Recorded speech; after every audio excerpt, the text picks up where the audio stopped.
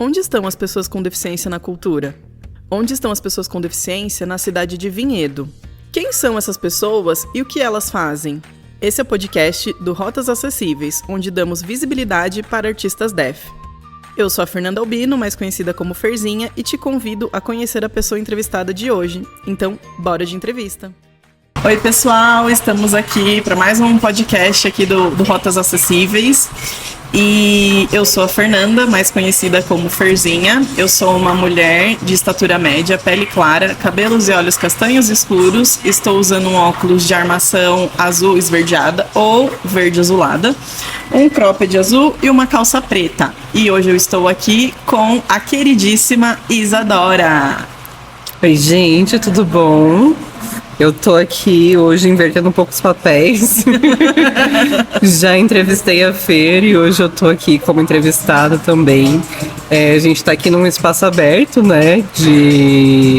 Tomando um sorvetinho, um açaí. Então vocês vão ouvir, né, esse som de fundo. A gente tá quase que numa rádio hoje. Ah, sim. E enfim, só me apresentando também, né? Eu sou uma pessoa DF branca, de cabelo longo castanho cacheadinho. Tô hoje com uma camisa listrada em azul e branco, um top marrom por baixo e uma calça preta. Sou uma pessoa com deficiência física, sou uma pessoa autista. Tô hoje com um batonzinho também posado, meio roxo, não sei. Essas cores são muito difíceis, às vezes, pra acertar, ou a tonalidade. E tem alguns piercings também no nariz, no septo, entre os olhos, alguns. Lindíssima, belíssima. Isa, conta pra mim como foi que você se envolveu na cultura, na arte, como tudo começou? Não. Eu acho, enfim, acho que cada vez que essa pergunta chega, eu vou respondendo ela de uma forma diferente também, que eu acho que eu vou entendendo de formas diferentes de onde que vem, né, esse movimento artístico, assim. Mas, no geral, eu sinto a minha pessoa, né, enquanto uma pessoa realmente criativa, que gosta desse movimento de sempre estar fazendo coisas manuais, fazendo, enfim, atividades que sejam voltadas para algo que seja, né, visual, estético. Então eu sempre gostei, assim, de brincar com isso de criar fantasias, né, fantasias físicas, né, tipo de Halloween, de festa, e maquiagem também era um interesse. E aí durante o ensino médio eu comecei a brincar bastante com, enfim, trabalhar com amizades no sentido da arte e educação. A gente, né, no meu ensino médio tinha projetos de arte e educação, né, na escola, e aí a gente, enfim, começou a desenvolver alguns projetos e tudo mais, e comecei a pesquisar mesmo, assim, o que seriam essas áreas de interesse, e acabei chegando nesse lugar do teatro mesmo como um lugar expandido de várias possibilidades, né, então eu nunca tinha feito teatro antes de entrar, né, eu entro depois para graduação mesmo de artes cênicas na Unicamp, mas antes disso eu nunca tive acesso, por vir de uma cidadezinha pequena também, né, que agora eu moro em Campinas, mas eu sou de Engenheiro Coelho. Nossa! Que é uma cidade que hoje tem os seus 25 mil habitantes, mas que, né, nunca tive esses acessos de espaços mesmo, né, culturais, assim. Muito menos espaços que estivessem preparados para receber pessoas com deficiência, né. E então eu me joguei numa graduação meio que sem saber direito o que eu estava fazendo. Mas sabendo que era um caminho que me possibilitaria ali trabalhar não só na cena, né, que eu não tinha tanta experiência, ou na verdade quase nenhuma, mas que tinha esse movimento do figurino, do cenário e do trabalho da voz, da dublagem, que me interessava também, enquanto pessoa interessada no mundo pop, assim, da cultura pop e tudo mais. E aí foi meio que por aí, assim, nessa minha cabecinha maluca de muita coisa que eu gostava de fazer, e acabei chegando no teatro como essa opção de esse lugar expandido, né, de tipo, tem várias linhas de pesquisa aqui, de trabalho que eu posso seguir. E aí acabei entrando mesmo na graduação de artes cênicas em 2017, Hoje eu trabalho muito mais na cena mesmo, como atriz e performer, do que com figurino, com cenário, ou com as outras linhas, assim, né? Acabei curtindo bastante fazer isso, mas acho que veio desse movimento de uma criança def também, super da cabeça criativa, que vivia em outros mundos também, de gostar de criar novos mundos. Então, pra mim, nunca foi uma escolha ou o lado do tipo, trampar com alguma coisa que eu fique dentro de um escritório, na frente do computador. Eu preciso estar em movimento, eu preciso estar criando coisas. E acho que minha cabeça sempre rodou um pouco assim, desde sempre. Massa. E como que foi sua experiência na graduação, na faculdade, assim, tipo, teve alguma coisa que te marcou? Pro bem ou pro mal? À vontade, o que você quiser falar. Mas eu prefiro assim que você fale assim, não, realmente foi ali que eu percebi, é esse o caminho que eu quero, sabe? Vamos tentar falar de coisa boa. Sim. Me interessa muito já, assim, em geral, né, o movimento coletivo da arte, né? Eu acho que eu entrei para a graduação do teatro e eu fui escolhendo estar ali também, né? Nesse sentido de que fui gostando cada vez mais da coisa que eu estava fazendo ali, do que eu estava aprendendo. E eu acho que me interessa muito esse lugar do teatro, principalmente, da performance, que são coisas momentâneas, né? E que a gente está de cara a cara com as pessoas, né? Então é diferente do audiovisual, que eu vou gravar um filme e tal, e aí isso vai ser exibido. Mas, pode ser exibido para milhares de pessoas, mas eu nem sei quem são essas pessoas que estão assistindo. E aí ali no teatro a gente não tem como escapar da cara do público, nem o público da nossa cara, né, nesse sentido. Então eu acho que para mim é um espaço que é de troca, né, desse movimento que é a cultura, que eu sinto que é muito importante, que é do convívio, né, entre os seres humanos, assim, das pessoas estarem ali naquele momento te assistindo e você também se doando, né, para estar nesse espaço ali no palco, por exemplo. E, né, cada apresentação, mesmo sendo o mesmo material, vai ser uma apresentação diferente. E, né, essa troca humana ali de pessoas, para mim, é muito valiosa, né. Acho que durante a graduação eu tive, né, os momentos bons, os momentos ruins, né, obviamente, né, o corpo docente não estava preparado para receber uma pessoa com deficiência, né. A gente não tem muitos relatos de outras pessoas, né, que vieram antes de mim, até onde eu sei, eu sou uma das primeiras pessoas com deficiência física, né, ali no curso.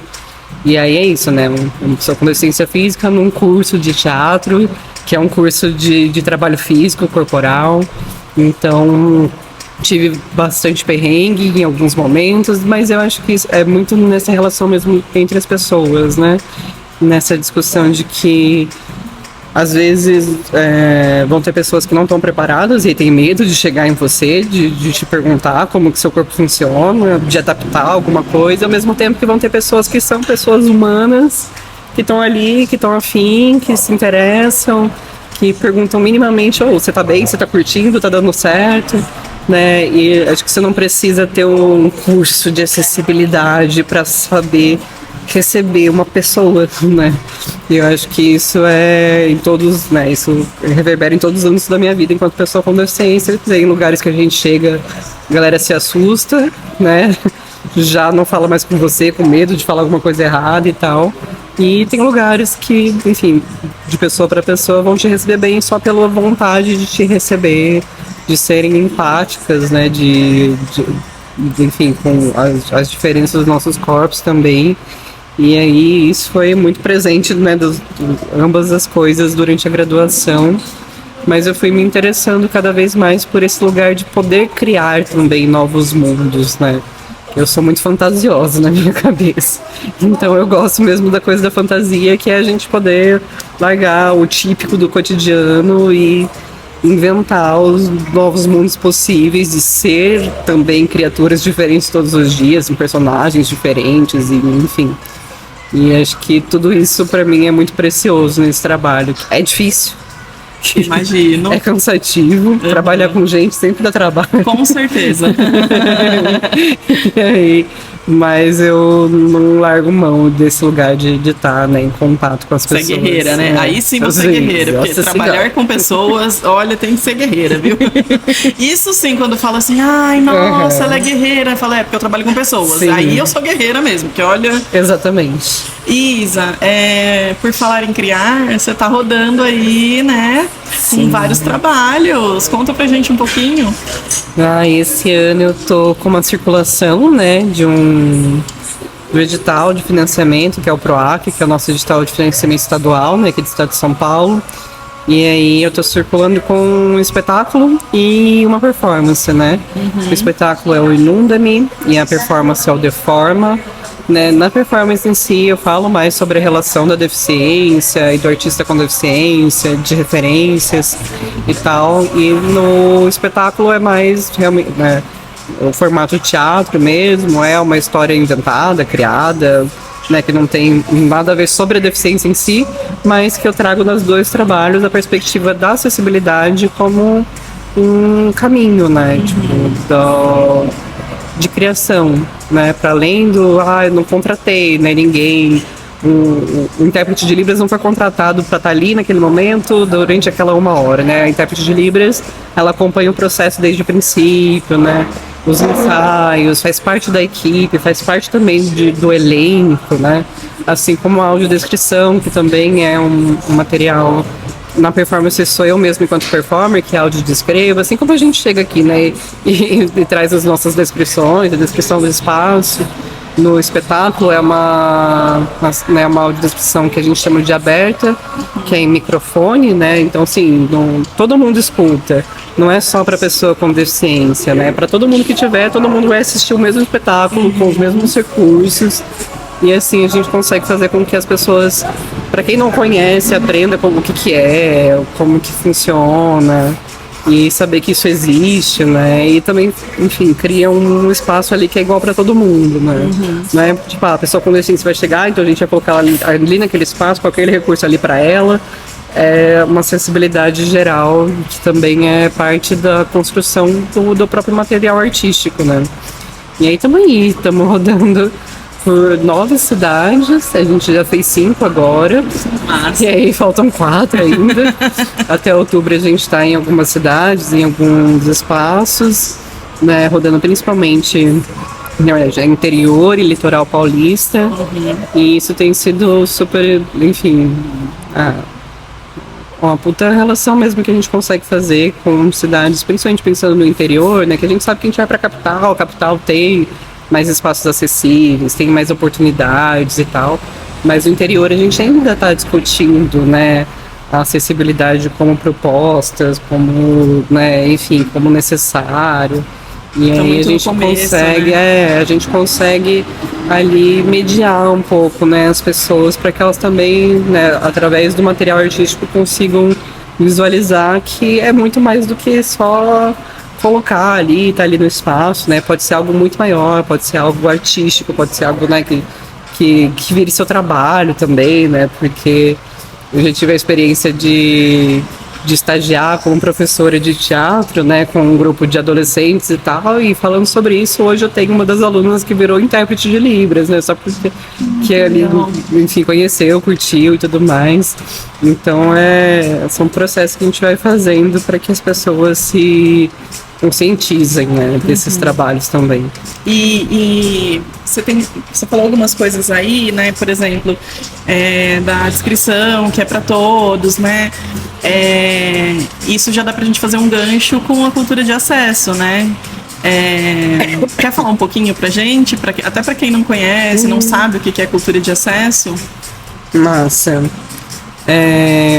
Isso que a Fer traz, né, que esse termo, cultura do acesso, é um termo que a gente tem discutido hoje enquanto comunidade DEF, né, ou enquanto comunidade de pessoas com deficiência, que é esse lugar para além da acessibilidade como recurso, como contratação, a gente entende a acessibilidade como realmente parte do movimento, né, cultural de pessoas com deficiência, né? Então, quando a gente vai falar de cultura do acesso hoje, a gente vai pensar em trabalhos, em projetos que contam com presença de pessoas com deficiência, mas que também contam com acessibilidade como pilar, né, de desses trabalhos em si, que não vai ser esse apêndice, né, que normalmente é, tipo, a gente vai ter um show aqui e tal, e aí tem os artistas contratados, tem o produtor, tarará, a galera tá trampando aí um mês para fazer esse show acontecer, e aí no dia a gente vai contratar o intérprete de Libras, e aí no dia a gente vai botar uma rampa. No dia vai ter o cercadinho PCD, né? Que aí a gente deixa lá 3 lugarzinhos para cadeirantes precisar. Enfim, né?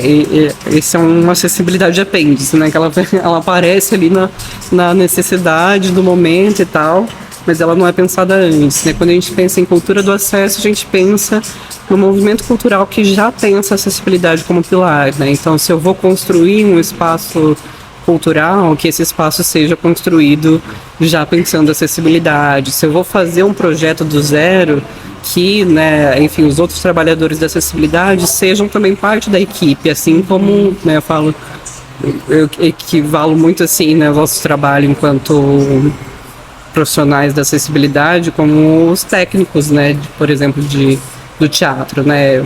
Quando você vai fazer um espetáculo de teatro, você contrata um técnico de luz. Uhum. E ele não vai chegar no dia para fazer a iluminação do seu espetáculo, porque ele não vai saber que ele, né? Ele vai piscar as luzes ali e fazer alguma coisa, mas não vai compor, né? Então, esses profissionais estão ali trabalhando junto para saber, tipo, essa luz aqui é mais legal desse jeito, esse foco é tal coisa. E aí isso diz tal coisa sobre o personagem, assim como, né, os profissionais da acessibilidade também podem fazer um trabalho super legal quando existe esse lugar de entender que, né, esses profissionais também são parte, né, do projeto em si desde o princípio, né? Uhum. E aí eu tô aqui, né, também fazendo um recorte das minhas áreas de trabalho, mas se expande para, né, diversos entendimentos e tecnologias, né? Cultura do acesso é entender o movimento da pessoa com deficiência enquanto tecnologia mesmo, né? Entender uma cadeira como uma tecnologia mesmo de acessibilidade, né? Entender a bengala, a audiodescrição como tecnologias de trabalho, né? Uhum. Então, tudo isso é conhecimento DEF também, né? É parte da nossa vivência, né? Não é nenhuma pessoa bípede, nenhuma pessoa sem deficiência, né? Que chegou lá e falou, tipo, faz Libras aí, né? É parte da comunidade surda que se desenvolve a partir de, tipo, preciso me comunicar.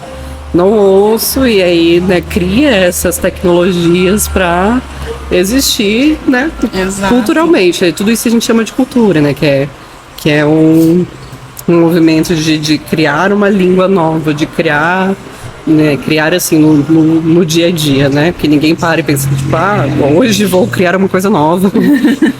É um movimento natural, né, de a gente precisar dessas acessibilidades, portanto, ir se adaptando e criando essas atividades. Sim. E assim a gente vai construindo um movimento que é nosso, né? Que é de entendimento dos corpos com deficiência. E na verdade é para além, né, Isa? Assim, a gente reivindica isso como pessoas, né, com deficiência, né? Então, protagonistas desse corpo, né? Mas quando a gente pensa em acessibilidade, a gente pensa em todas as pessoas, né? Porque uma gestante precisa, uma mãe com cadeira com carrinho de bebê precisa, né? Uma pessoa idosa precisa. Então, assim, algum momento da vida, toda pessoa vai precisar de acessibilidade, né? Então, as pessoas ainda têm esse pensamento quadrado, né? De que é só a pessoa com deficiência que precisa da acessibilidade. E não é, né? E é o que eu falo, né? A acessibilidade, ela limita muito, né? É aquilo, tá bom, já tem lá um número X de pessoas com deficiência, então não precisa mais, né? E não é assim, né? A gente quer um mundo melhor para todas as pessoas, né? Não só para esse recorte, né? Muito interessante, assim, te ouvir, porque, né, a gente inverteu os papéis hoje, né? Da outra vez só eu falei. E, cara, eu fico muito feliz em ver, assim, o teu trabalho ganhando mais espaço cada vez mais, né? Também ver as lutas, assim, as conquistas que vocês têm feito, assim, eu falo, desde quando eu conheci a galera ali, né, a nossa galerinha ali, eu aprendi e cresci muito, e olha que eu nasci, né, como uma pessoa com deficiência, eu falei, caramba, isso pra mim foi muito importante, Você sabe, sempre te agradeço por isso, né? E enfim, se eu ficar aqui, eu vou ficar puxando seu saco. E aí, assim, eu queria saber só de você, se você tem alguma referência, alguém assim... Porque a gente fala que a gente não tem referências, né? De pessoas com deficiência. Quando a gente pensa sempre nos nomes mais famosos, entre aspas, tipo, Frida Kahlo, né? Que todo mundo lembra, todo mundo conhece. Mas é bom a gente saber também quem tem mais próximo de nós, né? Então, assim, você tem alguma referência, principalmente nos estudos?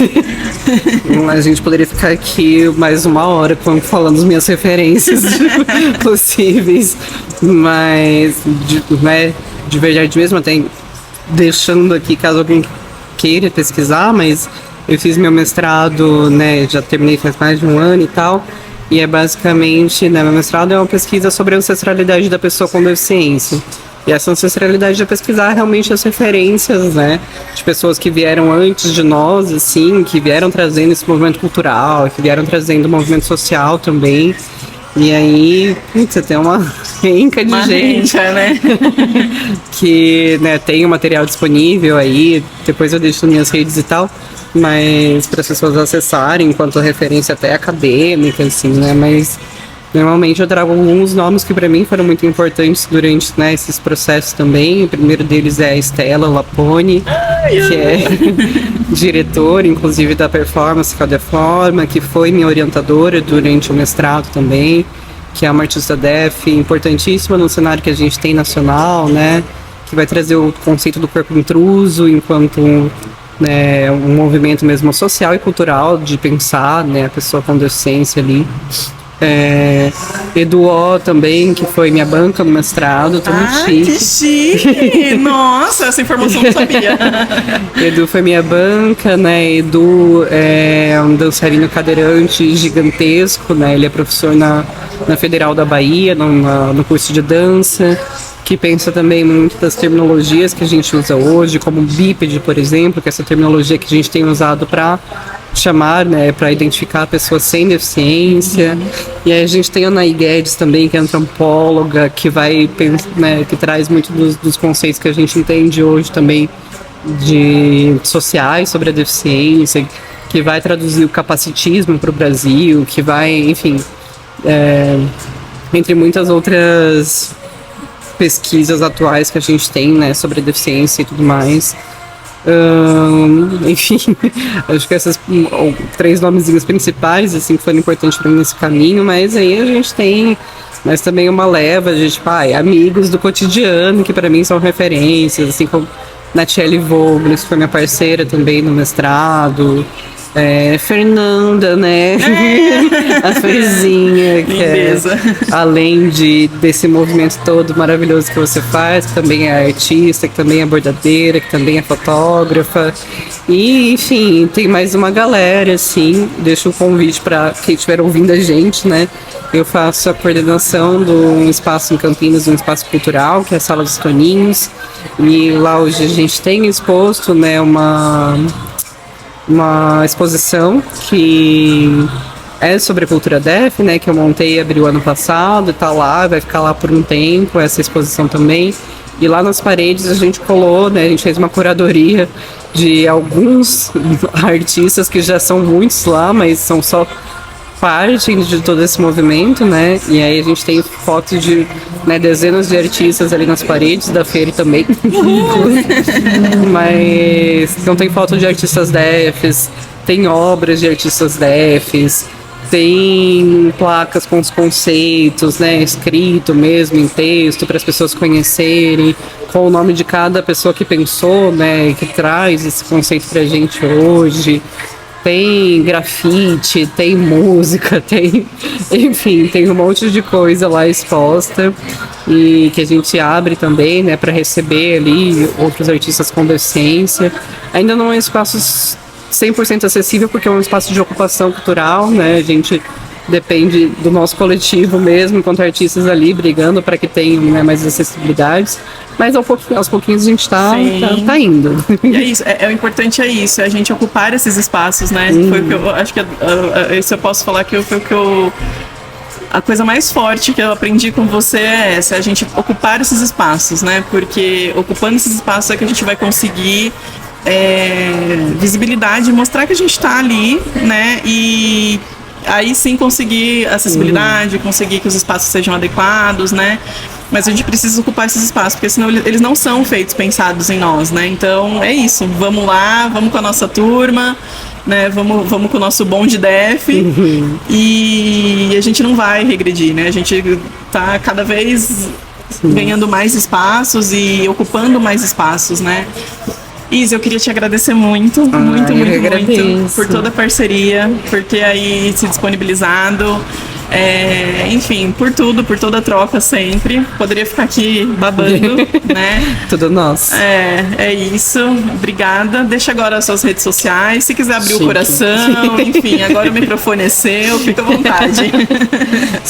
O nosso participante anterior, o Silvio, disse que tá solteiro também. Brincadeira. Pretendentas, ex-as-os. Mas deixar aqui meu Instagram, é tudo o meu nome, na verdade, as minhas redes, que é @Isadora Ifanger, Ifanger,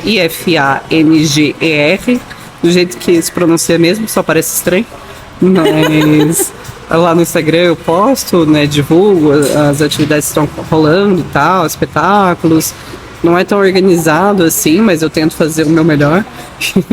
Tem o site também, que é www.isadorifanger.com, que eu fiz para organizar também esses materiais. Aí tem os links para acessar algumas coisas do mestrado, essas coisas acadêmicas, os projetos também, né, mini bio, enfim, tem mais informações por lá, meio portfólio, assim. Eu acho que é esses principais, né? Eu não tenho nenhuma outra rede que eu uso com muita frequência. Mas enfim, acho que é isso já é o suficiente. Já conseguem te achar, né? E ver o que tá rolando aí profissionalmente, pelo menos na sua vida, né? Então tá, Isa, muito obrigada. E, gente, quem tiver oportunidade, visite a Sala dos Toninhos, porque a curadoria ela é dessa pessoa incrível aqui, entendeu? Então vão lá, está sempre muito massa. E acho que é isso que a gente pode falar por hoje. Sim, muito obrigada. E até a próxima, pessoal!